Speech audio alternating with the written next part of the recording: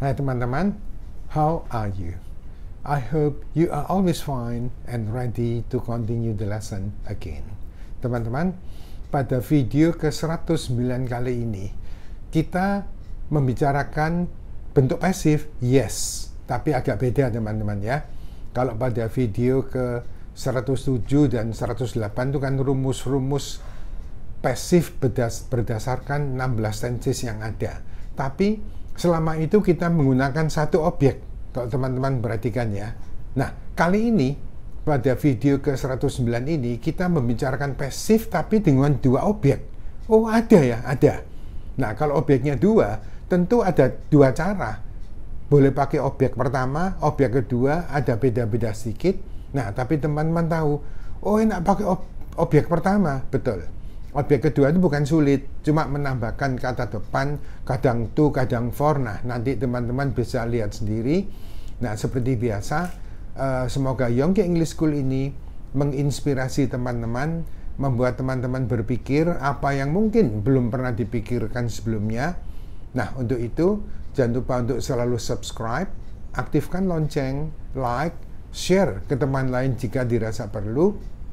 Atau boleh bertanya lagi kepada saya di bagian komen. Tapi kalau ingin lebih cepat, bisa ke WA saya langsung 081 654 52502. Nah, kalau tidak ada yang bertanya di WA saya anggap teman-teman sudah mengerti dengan baik. Well, my friends, please get ready. We will talk about passive with two objects, okay? Video ke-109, yaitu passive voice dengan dua objek. Oh, ada ya. Lah ini teman-teman ya, di video ke-109 ini kita bicara bentuk pasif dengan dua objek. Oh, selama ini, nah itu tadi saya bilang, selama ini kita selalu bicara passive voice tapi dengan satu objek di video ke-107 dan 108. Nah, ini passive voice with two objects, yaitu kalimat pasif dengan dua objek. Ya, kita lihat, apabila ada dua objek dalam kalimat aktif, maka ada dua cara untuk mengubahnya kembali ya ke dalam bentuk pasif. Nah, kita lihat, perhatikan contoh-contoh di bawah ini. The chief gave us some money. Objek pertama itu us, kami. Ya. Objek kedua adalah some money. A few days ago. Ada dua objek, ya, yaitu yang satu us dan yang kedua adalah some money. Nah, ada dua objek lah. Jadi enak mana ya? Kalau enak mana, enak objek ke satu teman-teman ya. Ada dua cara, kita lihat. Cara ke satu lebih mudah daripada cara kedua karena tanpa menambah-nambah kata depan ya. Nah, jadi ini tadi as objek otomatis kita tahu, masih ingat ya, objek pada kalimat aktif menjadi subjek pada kalimat pasif dan sebaliknya ya, subjek pada kalimat aktif menjadi objek pada kalimat pasif. Nah, jadi as ini otomatis menjadi we. Nah, kenapa were? Karena ini kan lampau. Gave, give, gave, given ya, bentuk kedua lampau. Jadi jangan lupa ya, pasif itu selalu V3 ya, bentuk 3 teman-teman. Kita cuma main di to be-nya aja, berubah. Kalau present tense ya are, karena ini past tense jadi were ya. Jadi we were given some money by the chief a few days ago. Itu cara pertama. Kita lihat cara kedua. Ya, nah cara kedua ini tambahkan kata depan to, artinya kepada, atau kadang-kadang for, artinya untuk, apabila menghubungkan kembali dengan objek ke satu. Ya, nah jadi tadi yang objek kedua kan some money kan. Nah, maka menjadi some money was. Oh, bukan were ya. Lah ini perhatikan subjeknya ya. Jadi kalau tadi itu we were, kalau some money jangan lupa ya, money itu benda tidak dapat dihitung, selalu dianggap tunggal, selalu ya, maka pakai was. Some money was given to us. Nah, ini loh, nambah itu. Jangan was given us, tidak cocok ya. Jadi ini sedikit uang diberikan kepada kami ya. Kalau tadi kan enggak, we were given, kami diberi sedikit uang ya oleh pimpinan itu beberapa hari yang lalu. Nah sekarang ini berubah menjadi sedikit uang diberikan kepada, tidak cocok kalau diberikan untuk ya, diberikan itu kepada, makanya pakai itu. Sedikit uang diberikan kepada kami by the chief ya, oleh pimpinan itu a few days ago. Nah ini kebanyakan memakai kata depan tuh, kebanyakan. Jadi kalau bingung, nah kalau bingung tuh kita ngambil yang pasaran aja teman-teman. Kebanyakan pakai itu, jadi kalau bingung pakai itu aja. Kita lihat contoh lain ya. Ini, your brother has just made me a very beautiful kite ya. Nah ini artinya saudara laki-lakimu telah atau barusan ya, barusan ini lampau tidak tertentu teman-teman ya, seperti already, makanya pakai have, has, V3 ya. Jadi saudaramu barusan membuatkan saya, nah ini saya objek pertama ya, objek pertama itu orang teman-teman ya, objek kedua itu barang. Nih barusan membuatkan saya sebuah layang-layang yang sangat indah ya, sangat bagus. Nah ini jadi ada objek satu, objek kedua. Nah maka ada dua cara kan. Nah cara ke satu tadi kan me, otomatis jadi I kan. Jadi kalau I ya jangan has teman-teman ya. Ini harus tahu loh ya, kalau he, it, has, I, you, we, they pakai have. Jadi I have just been made. Nah teman-teman sekali lagi ya, kalau ada been ini jangan bingung ya. Been ini adalah to be ya, asalnya M is are, M is lampunya jadi was, are jadi were. Nah ketiga itu been, kan pasif selalu pakai verb ketiga ya. Nah to be-nya ini yang berubah-berubah. Karena ini bentuk telah, maka tidak boleh MSR, tidak boleh was were, tapi been, sama been dengan was were itu ya. Jadi I have just been made, saya barusan dibuatkan ya, a very beautiful kite by your brother ya. Saya barusan dibuatkan sebuah layang-layang yang indah oleh saudaramu ya. Nah cara yang kedua kita lihat, a very beautiful kite. Nah kalau tadi I pakai have, yang ini kite ini layang-layang tunggal, dianggap tunggal it ya, makanya pakai has.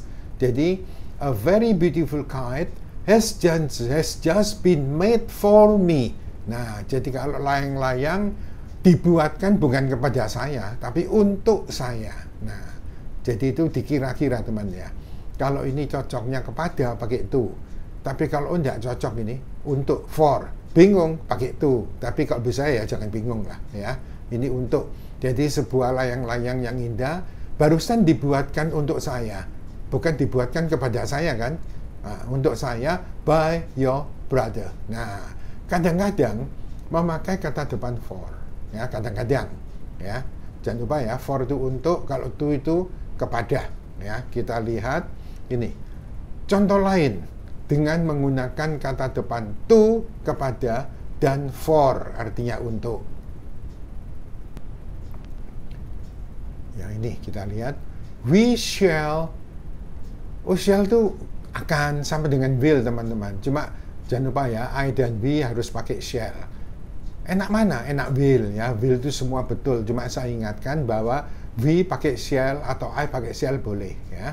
Nah jadi we shall send your cousin an invitation very soon ya. Jadi kami akan mengirimkan saudara sepupumu sebuah undangan dengan segera ya.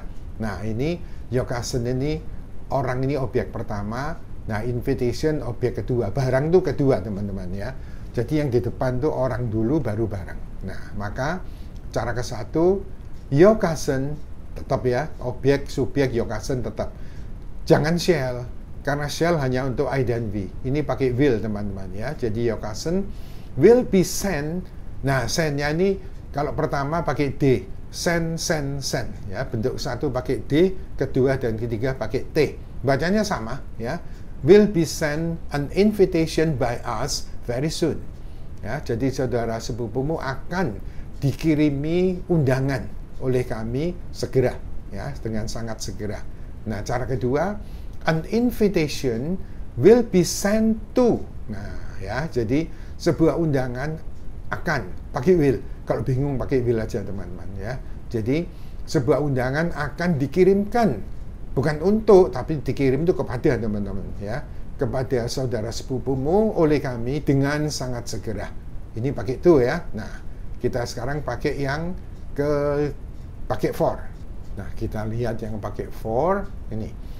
I am choosing you a very suitable shirt for the farewell party. Ya, jadi saya, ini bentuk sedang ya, betul. Ing dengan to be, panci sama tutup, jangan lupa ya.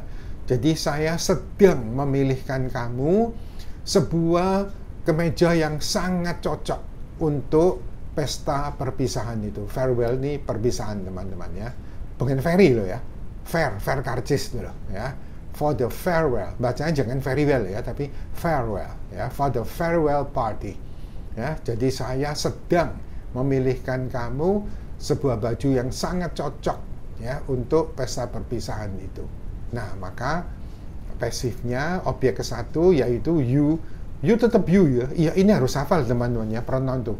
I, me, my, mine. You, your, yours. Itu di bagian pronoun. Pelajaran awal-awal dulu.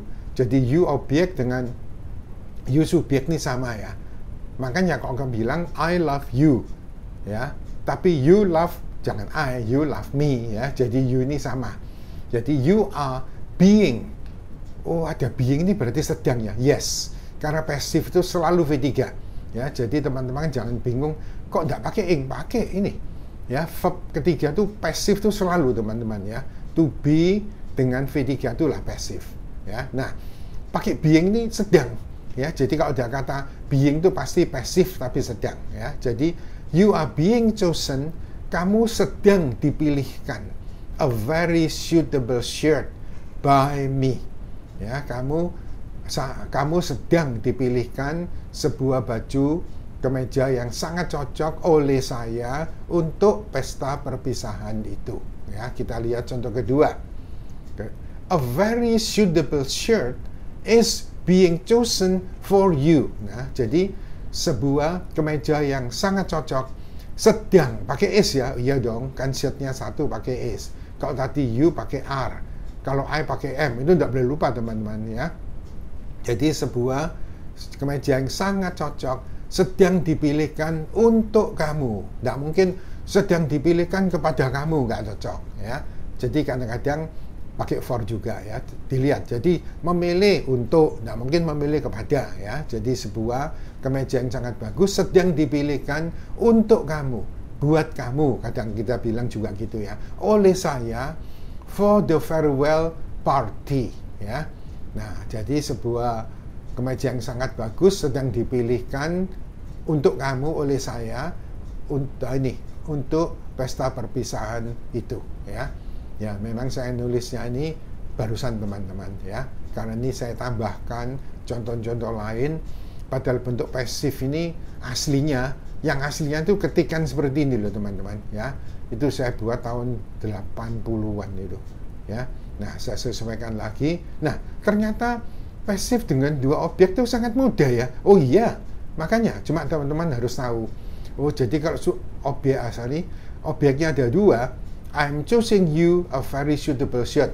Memilihkan kamu baju yang sangat cocok.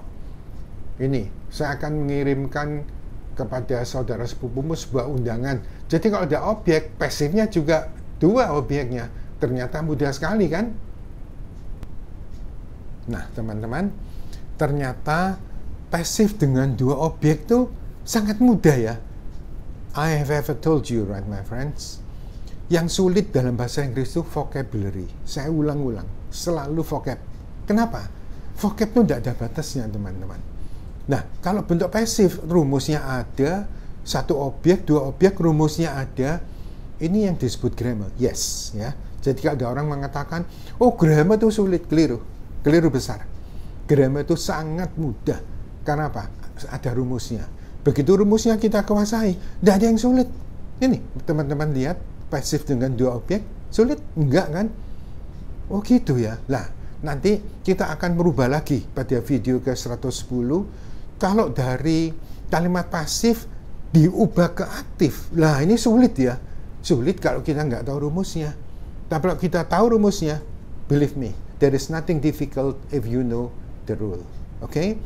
Well, my friends, I think it's enough for now. It's time to say goodbye. We will meet again in the next video. Thank you for watching and learning or studying from Yonggi English School. Goodbye and see you again.